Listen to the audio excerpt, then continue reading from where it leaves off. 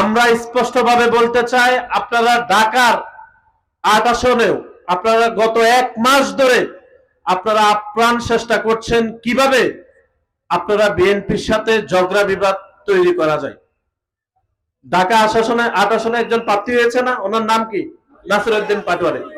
আপনারা দেখেছেন যে ভোট করার থেকে সারাক্ষণ একটা লোক কিভাবে প্রতিপক্ষের বিপক্ষে কথা বলে পরিস্থিতিকে জটিল করে দেওয়া যায় তা তিনি করে যাচ্ছেন, এবং গায়ে পরে কিভাবে ঝগড়া বাজানো যায় সেটি তিনি করেছেন।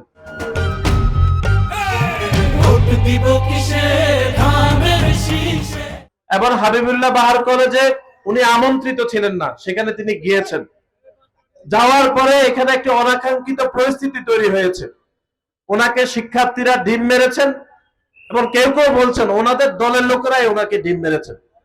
আপনারা বলেন, ডিম মারলে কারো কি মাথা ফেটে যায়? এটা কোন দেশের ডিম? ডিম মারলে নাকি মাথা ফেটে যায়? এরকম পরিস্থিতি তৈরি করে নিজেকে হেয় বিপন্ন করছেন সাধারণ মানুষের কাছে এবং বিএনপিকে বিভ্রান্ত করার চেষ্টা করছেন। এবং অনেকে তো বলছেন যে তারা ঢাকা ৮ আসনে সফল হয়নি, কিন্তু শেরপুরে তারা সফল হয়েছে। যে শেরপুরে তারা সফল হয়ে ২টি মৃত্যুর ঘটনা ঘটিয়েছে, ২টি হত্যাকাণ্ডের মতো ঘটনা ঘটিয়েছে।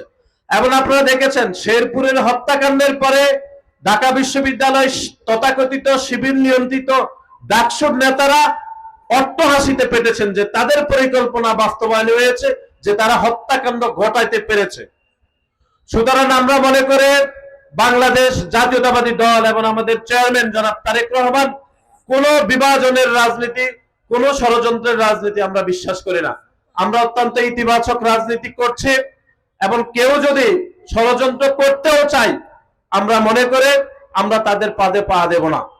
আমরা সকলে জনাব তারেক রহমানের নেতৃত্বে ঐক্যবদ্ধ থাকব।